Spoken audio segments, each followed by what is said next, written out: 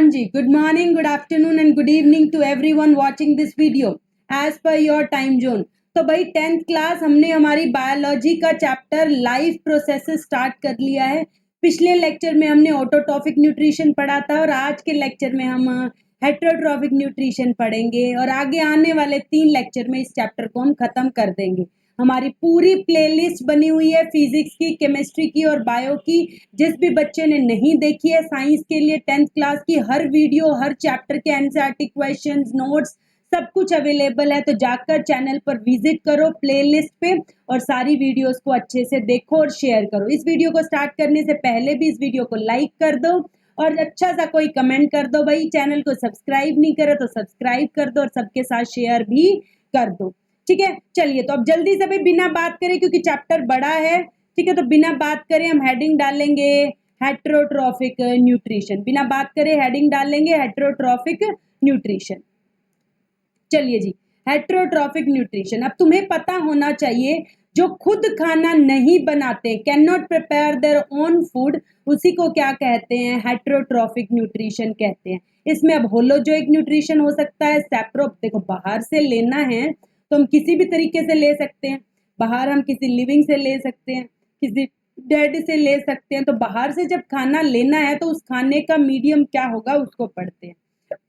Sorry, holozoic में क्या है? कॉम्प्लेक्स फूड लेते हैं हम बाहर से, ठीक है, जो बाद में टूटता है, डाइजेशन होता है। जैसे हम हैं होलोजोइक न्यूट्रिशन करते हैं, अमीबा है होलोजोइक न्यूट्रिशन करता है, उसमें हम खाना लेते हैं। फर्स्ट स्टेप इंजेशन इन करना, फिर उसको पचाना, डाइजेशन करना, फिर उस खाने में से एब्जॉर्ब करना जो चीजें हैं, फिर उसको एसिमिलेट यूज करना एंड देन उसको एक्सक्रीट आउट कर देना। जो ये 5 प्रोसेस फॉलो करता है उसको होलोजोइक न्यूट्रिशन कहते हैं, जैसे कि हम हो गए और अमीबा हो गया। सेप्रोट्रॉफिक न्यूट्रिशन क्या होता है? जिसमें जो ऑर्गेनिजम्स हैं वो डेड, जो मरी हुई चीजें हैं, डेड और डिके, जो खराब गले सड़ी चीजें हैं, उनसे जो उन पे जो ऑर्गेनिक मैटर है उनको ब्रेक करके और अपना खाना लेते हैं, उसको क्या कहते हैं? सेप्रोट्रॉफिक कहते हैं। तो organisms that take their food from dead and decaying, जो मैटर है organic matter dead and decaying से जो लेते हैं उनको सेप्रोट्रॉफिक मोड ऑफ न्यूट्रिशन कहते हैं। पैरासाइटिक क्या होता है? जो दूसरे के जिंदा के ऊपर रहता है और क्या करता है? उससे अपना खाना चूसता रहता है। जैसे होस्ट है, जैसे हमारे बालों में जुएं पड़ जाती हैं, जुएं, लीस जिसको कहते हैं, तो वो क्या करती हैं? हम खुद कुछ नहीं बनाएगी, कुछ नहीं करेगी, हमारा खून चूसती रहेगी, इसीलिए हमारे खारिश भी आती है। ठीक है, तो वो लीज क्या है? पैरासाइटिक मोड ऑफ न्यूट्रिशन है। जैसे पौधे के ऊपर येलो रंग की एक तुमने देखी होगी ऐसे जाला सा, वो क्या होती है? अमर बेल होती है, कस्कुटा जिसको इंग्लिश में कहते हैं। वो क्या करती है? प्लांट में से चूसती रहती है उसका जो भी मटेरियल है, जो भी खाना है। तो जो live either on the inside, या तो उसके अंदर रह जाए, लिविंग मटेरियल के अंदर जाके रहना शुरू हो जाए, या उसके ऊपर रह जाए, उसको क्या कहते हैं? और उनको मारते नहीं, जैसे जुएं हमें मारती थोड़ी है, बट हमसे अपना खाना लेती रहती है। जैसे अमर बेल है, टीक्स है, लीचीज है, टैपवर्म है। तो ये तीनों क्या है? हेटरोट्रॉफिक मोड ऑफ न्यूट्रिशन है।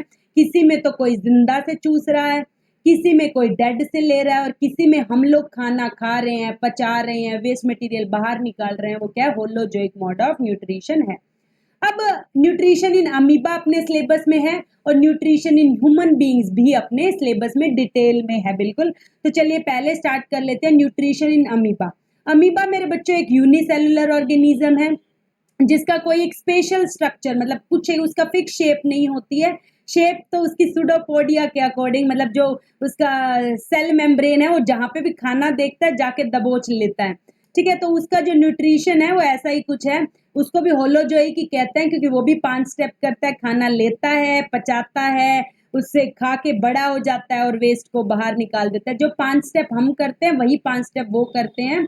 बस उसका क्या है? उसके पास एक ही सेल है, उसी एक सेल में खाना लेते हैं, पचाते हैं, बाहर निकालते हैं, सब उसी एक सेल से होता है। तो आपके पेपर में आ सकता है न्यूट्रिशन इन अमीबा को एक्सप्लेन करो विद डायग्राम। तो आप क्या करोगे? पहले डायग्राम में अमीबा बनाओगे। अमीबा कैसे बनाते हैं? अमीबा मेरे बच्चे ऐसे कोई भी एक वेरिएबल शेप बना लेना, उसके अंदर साइटोप्लाज्म बना लेना और यहाँ पर एक ब्लैक कलर का न्यूक्लियस बना देना। ठीक है जी, अब उसने न्यूक्लियस के बाहर, इस यूनिसेलुलर के बाहर एक फूड पार्टिकल बना लेना। जैसे ही अमीबा खाने को देखेगा, इसकी सेल मेम्ब्रेन और सुडोपोडिया जाकर उसको घेर लेगा उस घिरे हुए को दूसरे स्टेप में घेर लेगा और तीसरे स्टेप में उसको अंदर ले जाकर डाइजेस्ट कर लेगा। देखो पहले इंजेशन फिर डाइजेशन, अंदर ले गया और डाइजेस्ट कर लिया, डाइजेस्ट करके उससे एब्जॉर्ब कर ली चीजें, जो उसको एब्जॉर्ब करना है, जो उसमें खाना था, मतलब हम जैसे फूड लेते हैं तो उससे एनर्जी बनाते हैं, फिर उस एनर्जी को ही तो यूज करते हैं, तो उसने एब्जॉर्ब कर लिया। फिर एसिमिलेट मतलब उसको यूज कर लिया, पहले ले लिया एब्जॉर्ब, फिर यूज करके बड़ा हो गया, बाकियों से ये बड़ा हो गया, और फिर जो वेस्ट मटेरियल था उसको इजेक्ट कर दिया बाहर। तो ये डायग्राम की हेल्प से आ सकता है आपको, पहले खाने को लेना, फिर उसको डाइजेस्ट करना, फिर उसको एब्जॉर्ब करना, फिर यूज करना और फिर बाहर निकाल देना। तो अमीबा भी आ सकता है और ह्यूमन बींग्स भी आ सकते हैं। होलोजोई के स्टेप्स मैं पहले ही बता चुकी हूँ। इंजेशन मतलब अंदर लेना, डाइजेशन मतलब ब्रेक करना, कॉम्प्लेक्स फूड को सिंपल फूड में, मतलब डाइजेस्ट मतलब पचाना, जो उसके बाद एब्जॉर्ब करना, जो पचा हुआ खाना है एब्जॉर्ब्ड है उसको एब्जॉर्ब करना है, जो पच गया खाना उसको एब्जॉर्ब कर लेंगे, जैसे हम ब्लड में एब्जॉर्ब करते हैं और फिर उसको सब जगह भेज के यूज कराते हैं। फिर उसका यूज करना डाइजेस्टेड फूड का और उससे एनर्जी करना और ग्रो हो जाना, और उसके बाद इजेक्ट वेस्ट मटेरियल को बाहर निकालना। होलोजोइक न्यूट्रिशन में चाहे अमीबा में हो चाहे ह्यूमन बींग्स में हो, यही 5 स्टेप होते हैं। उसके बाद न्यूट्रिशन इन पैरामीशियम आपकी एनसीईआरटी में 2 लाइनों में गिवन है, मैंने उसको भी लिख दिया है। एनसीईआरटी की एक एक लाइन को डिकोड करा जा रहा है इस चैप्टर में से। इस चैप्टर का साइंस जो मैंने पढ़ाई हुई है उससे बाहर कोई भी आपको फाइनल बोर्ड में कोई भी क्वेश्चन नहीं दिखेगा अगर आपने मेरे वीडियोस को प्रॉपरली शुरू से सुना है। एनसीईआरटी क्वेश्चंस, एमसीक्यू सब कुछ करा रही हूँ। पैरामीशियम भी एक यूनिसेल्युलर है, लेकिन इसकी शेप जो होती है वो डिफाइंड होती है। फूड लेने के लिए एक स्पोर्ट होता है, एक फिक्स स्पोर्ट होता है, पैरामीशियम में एक फिक्स स्पोर्ट होता है, और उसमें जो हमारे पास मूवमेंट है वो सीलिया से कंट्रोल होती है। तो आपसे पूछा जा सकता है कि पैरामीशियम में खाना क्या एक सिंगल स्पोर्ट से आता है? बिल्कुल। देखो अमीबा में कोई फूड लेने का वो नहीं है, जिधर दिखा उधर ही सुडोपोडिया चला गया, जिधर दिखा उधर सुडोपोडिया चला गया, बट पैरामीशियम में ऐसा नहीं होता है। पैरामीशियम में एक ऐसे स्पोर्ट बना होता है, यहाँ पे वहीं से खाना अंदर जाता है, और इसके बॉडी पूरी फुल बॉडी पर ऐसे सीलिया बने होते हैं, फुल बॉडी पर ऐसे सीलिया बने होते हैं, वो क्या करते हैं उसको मूवमेंट में हेल्प करते हैं। अब ये आता है very important, nutrition in human beings. या तो क्वेश्चन आएगा अमीबा से या आएगा ह्यूमन बींग्स से, ज्यादा चांसेस किसके? ह्यूमन बींग्स के। हर साल यहाँ से गास्ट्रिक जूसेस से या एलिमेंट्री कैनाल से या फिर स्मॉल इंटेस्टाइन से, लार्ज इंटेस्टाइन से एक क्वेश्चन पक्का आता ही आता है, 2 नंबर में 3 नंबर में या एमसीक्यू एक पक्का दिखेगा। तो इसके बाद अब अगले 10 मिनट जो कराऊंगी अच्छे से सुन लेना, यहीं पे लेक्चर आज खत्म कर देंगे न्यूट्रिशन करके। सबसे पहले बात एलिमेंट्री कैनाल, ये जो पूरी पूरी पूरी पूरी यहाँ से शुरू होकर एनस तक जो है उसको एलिमेंट्री कैनाल कहते हैं। तो एलिमेंट्री कैनाल एक लॉन्ग ट्यूब है जो मुंह से शुरू होकर नीचे एनस तक खत्म होती है, जहां से वेस्ट मटेरियल बाहर निकलता है उसको एनस कहते हैं मेरे बच्चा। तो वहां तक यहाँ माउथ से घुस के सब कुछ खाना पच पुचा के वेस्ट मटेरियल जहां से बाहर निकलता है उसको क्या कहते हैं? हम एनस कहते हैं। ठीक है जी। तो डिफरेंट जो भी फंक्शंस हो रहे हैं वो एलिमेंट्री कैनाल के अलग अलग स्टेप में ही हो रहे हैं। शुरू कहाँ से हो जाती है? डाइजेशन माउथ से, फिर स्टमक में, और फिर स्मॉल इंटेस्टाइन में डाइजेशन खत्म हो जाती है। लार्ज इंटेस्टाइन में तो सिर्फ पानी वगैरह ऑब्जर्व करते हैं और फिर वेस्ट मटेरियल को बाहर निकाल देते हैं। तो चलिए शुरू करते हैं। सबसे पहले मुंह से शुरू करते हैं। खाना हम क्या है? माउथ है, माउथ में हम क्या खाना लेते हैं? सबसे पहले इंजेशन हो गया, इंजेशन के बाद दूसरी स्टेप क्या? डाइजेशन। अब पचना शुरू कहाँ हो जाता है? कई बच्चों को लगता है पेट में पचना शुरू होता है, नहीं, डाइजेशन हमारे माउथ में ही स्टार्ट हो जाता है। मिसकंसेप्ट मुझे पसंद नहीं है तो ध्यान से सुन लेना। टीथ, हमारे मुंह में क्या क्या चीज है? दांत है और टंग है और स्लाइवरी ग्लैंड्स है। स्लाइवरी ग्लैंड्स का तो थूक जो होता है ना, स्लाइवा, यहाँ पे 2 ग्लैंड्स होती है, वो स्लाइवा। जैसे रसगुल्ले का नाम सुनते ही मुंह में पानी पानी आ जाता है, तो वो पानी नहीं है, वो स्लाइवा है, थूक जिसे हम हिंदी में कहते हैं। तो वो स्लाइवा जो है वो भी हेल्प करता है। तो जो हमारा माउथ है, आपसे कोई पूछे डाइजेशन कहाँ शुरू हो जाता है तो माउथ के अंदर ही शुरू हो जाता है। जैसे दांत जो है वो ग्राइंडिंग करते हैं, चुइंग करते हैं, चबाते हैं, तोड़ते हैं खाने को, टीथ भी हेल्प कर दी। फिर टंग क्या करते हैं? टंग उसको क्या करते हैं? गीला करते हैं, टेस्टिंग में हेल्प करते हैं, हमें रोल कराते हैं, खाने को इधर उधर लेके जाती है ना जीभ।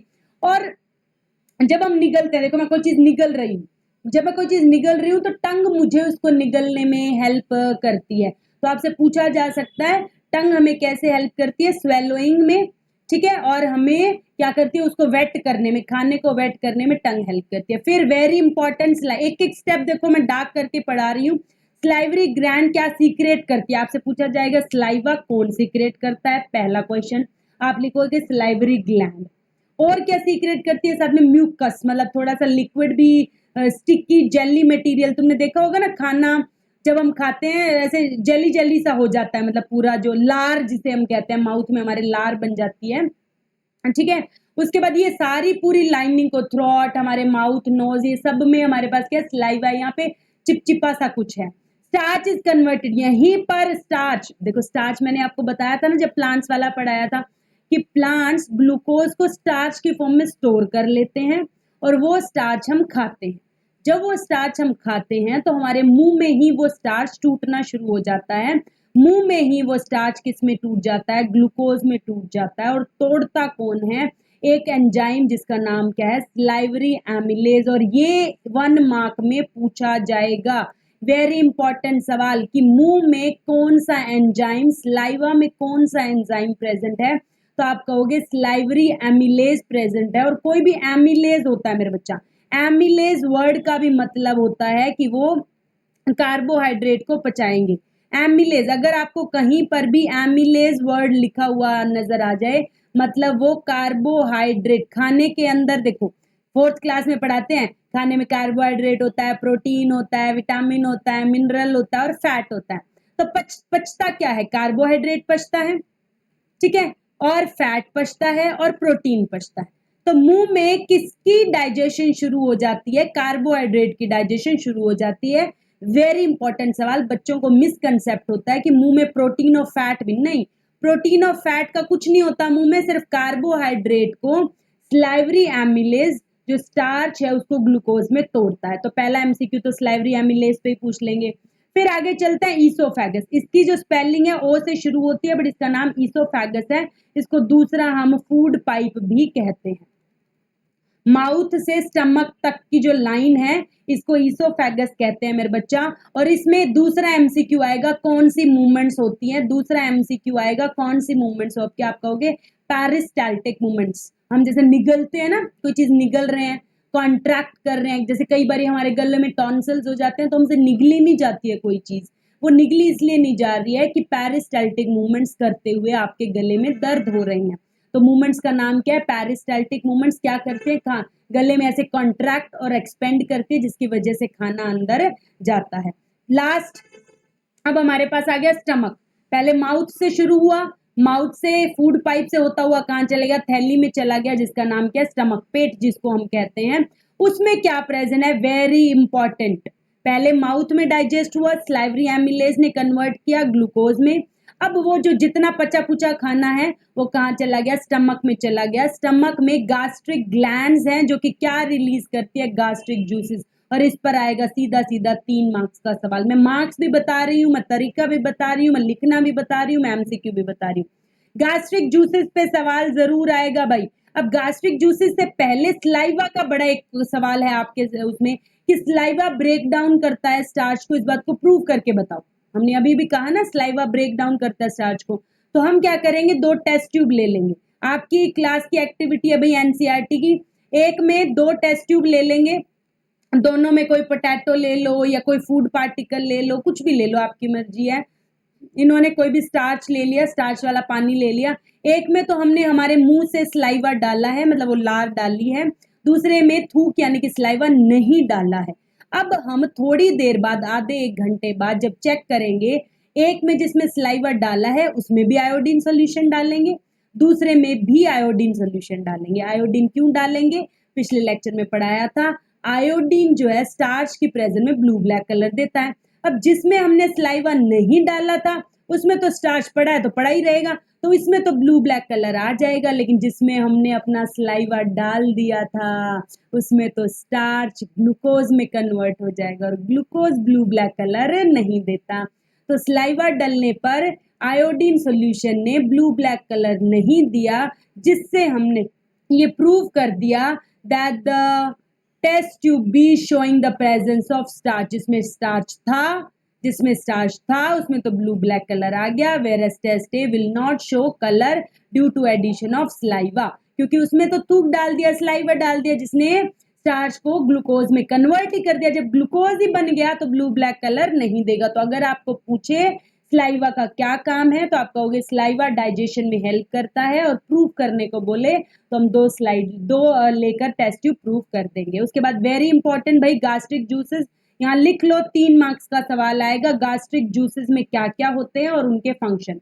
तो पहले गास्ट्रिक जूसेस में 3 चीजें होती है मेरे बच्चा, पेप्सिन, हाइड्रोक्लोरिक एसिड और म्यूकस। वेरी वेरी इंपॉर्टेंट भाई, गास्ट्रिक जूसेस पे सवाल आएगा, पहला पेप्सिन, दूसरा हाइड्रोक्लोरिक एसिड और तीसरा म्यूकिन। अब जो पेप्सिन है ये पता कौन होता है?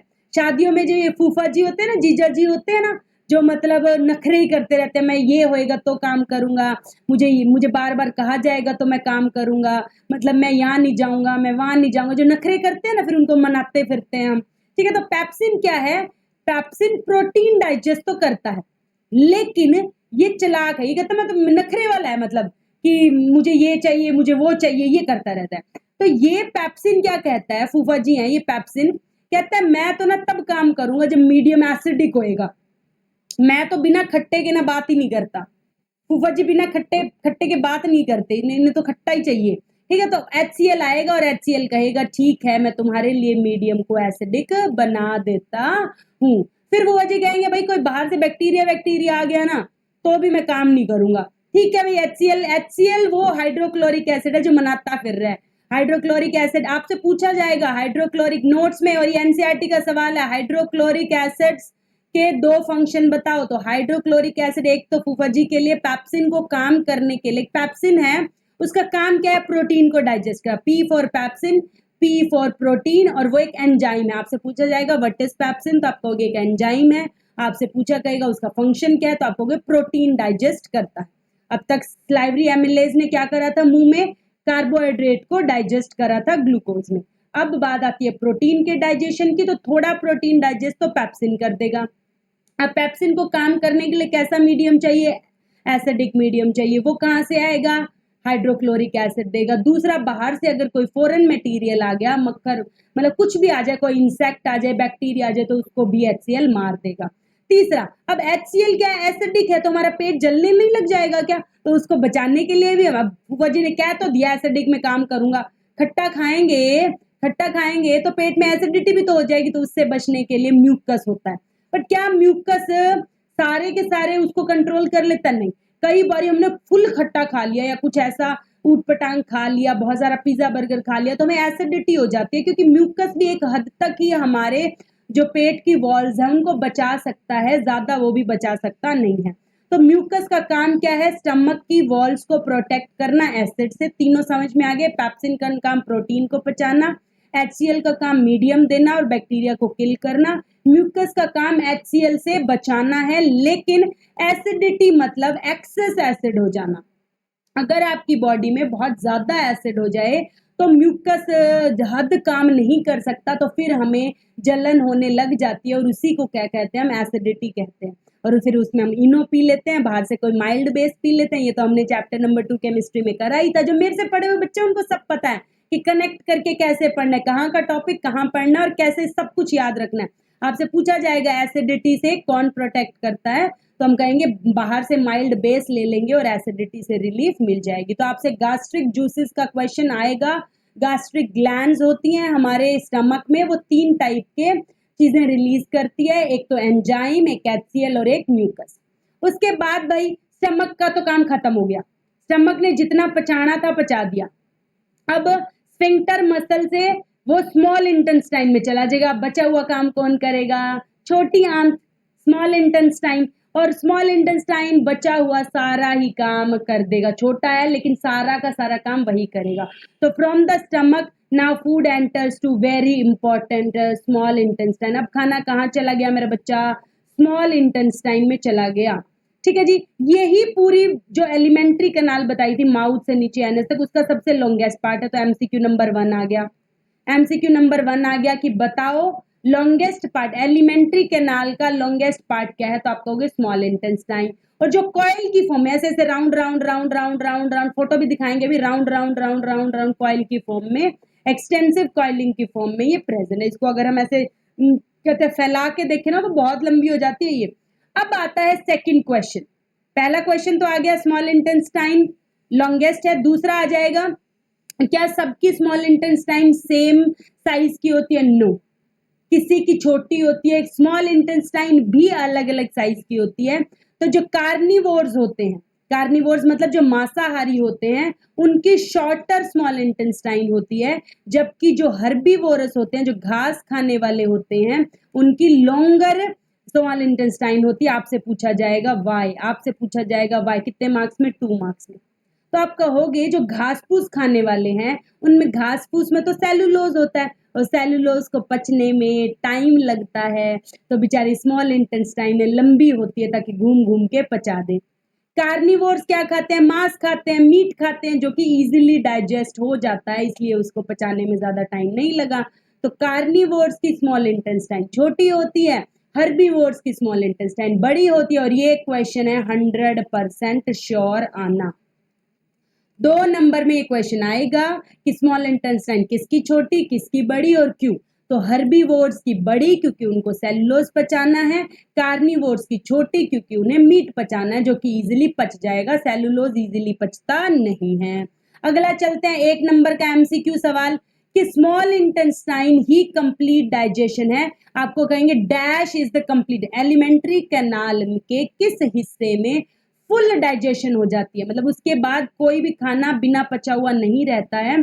तो जो भी मतलब बिना पचा हुआ रहता है तो फिर वो बाहर ही निकलती है, वेस्ट मटेरियल की फॉर्म में ही बाहर निकलता है। तो कंप्लीट डाइजेशन मतलब जितना पचना होता है वो सारा का सारा किस साइड पे पच जाता है? स्मॉल इंटेस्टाइन में। फिर से बता दूं, कंप्लीट डाइजेशन कहाँ होती है? स्मॉल इंटेस्टाइन में। तो एमसीक्यू का सवाल आएगा ही आएगा। कंप्लीट डाइजेशन का मतलब क्या है? सारा का सारा कार्बोहाइड्रेट पच गया, सारा का सारा प्रोटीन पच गया, सारा का सारा फैट पच गया। अब आप मुझसे कहोगे मैडम जब मुंह में था तो थोड़ा मोटा कार्बोहाइड्रेट पचाया था किसने? स्लेवरी एमिलेज ने। फिर स्टमक में पेप्सिन ने प्रोटीन को पचाया था थोड़ा मोटा, लेकिन फैट को तो अभी तक किसी ने पचाया ही नहीं। और बाकी कार्बोहाइड्रेट और प्रोटीन में तो थोड़ा थोड़ा ही पचा है, बाकी पूरा भी तो पचाना है। बिल्कुल, यानी कि स्मॉल इंटेस्टाइन तो सबसे ज्यादा वेरी वेरी इंपॉर्टेंट है, क्योंकि सारा बचा हुआ खाना अब यहीं पचेगा। मैम इतना क्या रिलीज करेगा? ये सब कुछ डालेगा अंदर। पहला, पेनक्रियाज हेल्प करती है इस काम में, इसमें इसको लीवर भी हेल्प करता है। तो दूसरा नंबर एमसीक्यू आएगा कि लीवर क्या सीक्रेट करता है? तो आप कहोगे लीवर बाइल जूस सीक्रेट करता है। भाई एमसीक्यू के सवाल है ये, very very favourite. Small intestine में सारा खाना पचाने के लिए उसको लीवर और पैनक्रियाज हेल्प करती हैं। लीवर क्या देता है? Bile juice. लीवर क्या देता है? Bile juice. लीवर क्या देता है? Bile juice. पैनक्रियाज क्या देती है? Pancreatic juices, pancreatic juices, pancreatic juices.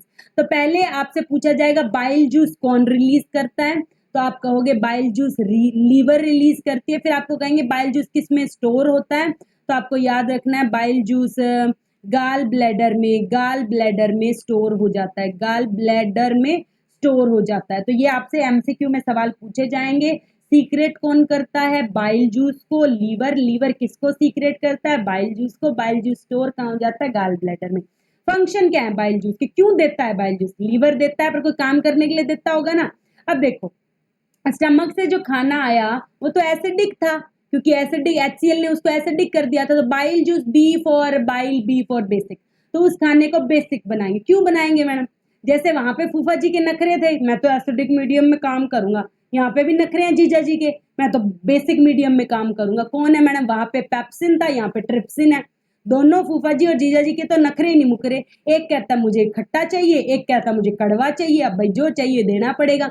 तो वहां पे HCl ने वो काम करा था, यहाँ पे बाइल जूस करेगा। HCl एक एसिड था तो उसने एसिडिक बना दिया, बाइल जूस बेसिक है तो बेसिक बना देगा।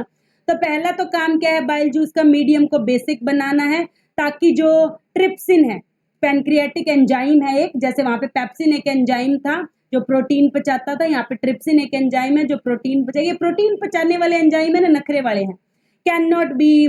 तो वो कैन एक्ट, उसके मतलब ताकि पैनक्रियाटिक एंजाइम काम कर सके, वो तो बेसिक मीडियम में काम करता है, नखरे वाला है। और दूसरा काम क्या है, लार्ज फैट को, वहां पे दूसरा काम क्या था HCl का, किल करना बैक्टीरिया वगैरह को। इसका दूसरा काम क्या, अभी तक फैट तो बिल्कुल पचा ही नहीं है, फैट तो बिल्कुल भी किसी ने नहीं पचाया। स्लाइवरी एमिलेज ने मुंह में थोड़ा कार्बोहाइड्रेट पचाया, ट्रिप्सिन फूफा जी ने थोड़ा स्टमक में प्रोटीन पचाया, पेप्सिन ने थोड़ा ट्रिप्सिन पचा देगा, लेकिन फैट तो अभी तक पचा ही नहीं, यानी कि फैट तो जितना मोटा था उतना ही पड़ा है।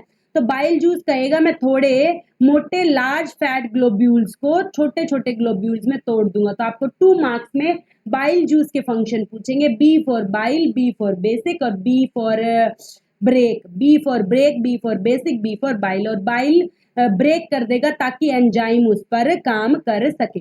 तो दूसरा फिर पैनक्रियाज क्या देगी, अब लीवर ने बाइल जूस दिया, बाइल जूस के काम बता दिया। अब दूसरा सिक्रीशन कहां से आएगा, पैनक्रियाज से आएगा। क्या आएगा, पैनक्रियाटिक जूसेस आएंगे। कौन देगा, पैनक्रियाज देगा। उसमें क्या क्या होएगा मैम, एक ट्रिप्सिन जीजा जी होंगे, एक लाइपेज होंगे।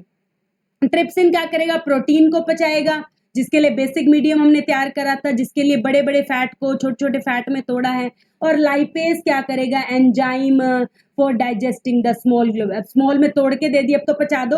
अब तक फैट पचा नहीं था, अब तक फैट को सिर्फ बाइल जूस ने छोटे ग्लोब्यूल्स में तोड़ा था। अब फैट को पचाएगा कौन, लाइपेज पचाएगा। तो पूछा जाता है मेरा बच्चा, प्रोटीन को कौन कौन पचाता है, पेप्सिन पचाता है स्टमक में, और ट्रिप्सिन पचाता है स्मॉल इंटेस्टाइन में। पेप्सिन काम करता है एसिडिक मीडियम में, ट्रिप्सिन करता है बेसिक मीडियम में। लाइपेज है वो छोटे छोटे स्मॉल ग्लोब्यूल्स ऑफ फैट को पचाता है, बड़े बड़े स्मॉल ग्लोब्यूल्स को स्मॉल ग्लोब्यूल में तोड़ने का काम बाइल जूस का है। बाइल जूस कहाँ से आता है, लीवर से। पैनक्रियाटिक जूसेस में क्या होता है, ट्रिप्सिन और लाइपेज, और कौन रिलीज करता है, पैनक्रियाज रिलीज करती है। तो अब यहाँ तक सब कुछ पच गया, सब कुछ पच गया भाई, प्रोटीन भी पच गया, कार्बोहाइड्रेट भी पच गया, फैट भी पचा। अब भी अगर कुछ रह गया, मतलब इन सब इतने उसके बाद भी अगर कुछ रह गया हो, तो स्मॉल इंटेस्टाइन कहती है मुझे लीवर ने जो देना था दे दिया, पैनक्रियाज ने जो देना था दे दिया, अब मैं खुद ही लग जाती हूँ। जो बचा हुआ, कई बार होता है ना, सब कुछ करने के बाद जो बच जाता है हम खुद ही लग जाते हैं कि मैं कर ही लेता हूँ फिनिश, ठीक है। तो walls of the small intestine, small intestine की खुद की दीवारें भी जूस रिलीज करती हैं। इसको क्या कहते हैं, इंटेस्टाइनल जूसेस कहते हैं। जो अगर फिर भी कुछ रह गया हो तो खुद ही पचा देती है। आपसे एमसीक्यू में पूछा जाएगा किसको किस में पचाती है, तो आप कहोगे सारे के सारे कार्बोहाइड्रेट को तोड़ देती है ग्लूकोज में। पूछा जाएगा कार्बोहाइड्रेट को तोड़ती है सारे सारे ग्लूकोज में।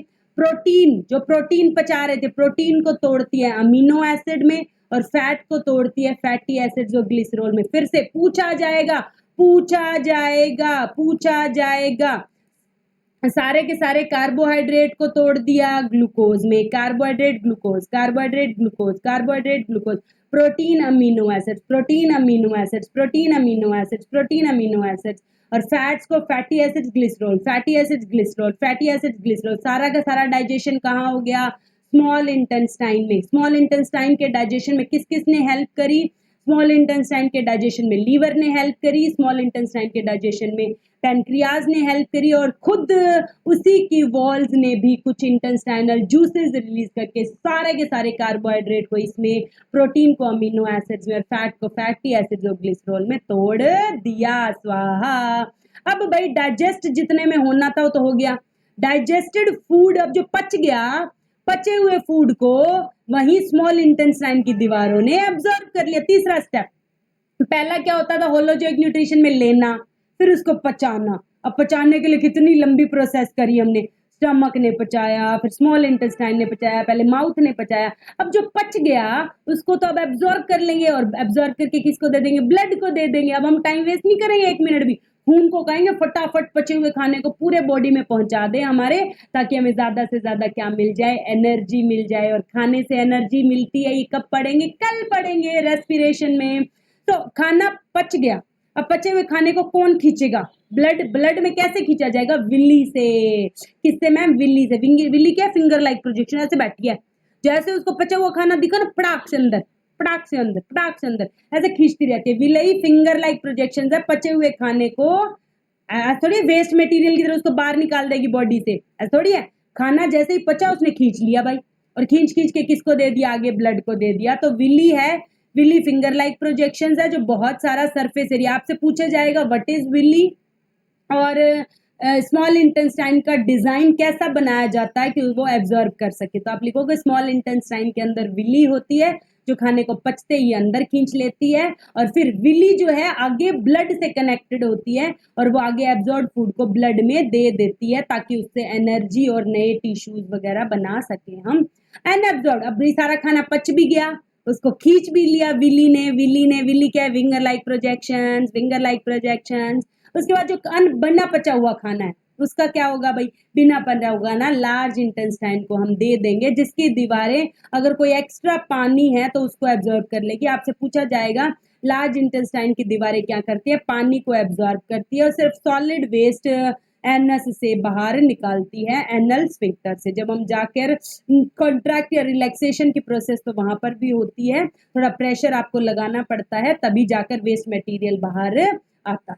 ठीक है जी। उसके बाद लास्ट टूथ डिके क्या होता है, कई बार हमारे ना खाना खा लिया हमने लेकिन ब्रश नहीं करा, हमारे दांत जो है कई बारी जो है प्लेग वगैरह हो जाती है या फिर हमें ब्रश नहीं करते तो हमारे दांतों में कीड़े लग जाते हैं, वो क्यों होता है, tooth decay in the mouth occur due to formation of plaque. अगर बहुत दिन तक ब्रश वगैरह नहीं करेंगे तो हमें पता है खाने में शुगर होती है और ये सब बातें हमने चैप्टर नंबर 2 में ही पढ़ी हुई है। पीएच लो हो जाता है, लो पीएच हो जाता है तो हमारे दांत खराब होना शुरू हो जाता है, इसके लिए हमें क्या करना चाहिए, ब्रश करना चाहिए। अब भाई आपके एनसीईआरटी क्वेश्चन है कि ऑटोट्रॉफिक और हेटेरोट्रॉफिक न्यूट्रिशन में डिफरेंस बताओ, बताने की जरूरत नहीं है फिर भी बता देती हूँ। जो खुद बनाते हैं, जो खुद नहीं बनाते, जिसका रॉ मटेरियल हमारे पास required to make food, raw material चाहिए, इसमें कोई रॉ मटेरियल नहीं चाहिए, बस लेके खा लेना है हमें, तो उसको चाहिए कार्बन डाइऑक्साइड चाहिए, वाटर चाहिए, क्लोरोफिल चाहिए, इसके लिए क्लोरोफिल होती ही नहीं है इसमें हमारे पास। इनको प्रोड्यूसर्स कहते हैं, इनको कंज्यूमर्स कहते हैं। तो ऑटोट्रॉफिक हेटेरोट्रॉफिक का तो हम पढ़ लेंगे। उसके बाद रॉ मटेरियल वाला नोट्स में करवाया था कि कार्बन डाइऑक्साइड और वो हम लेते हैं और बनाते क्या हैं, फूड एंड ऑक्सीजन बनाते हैं।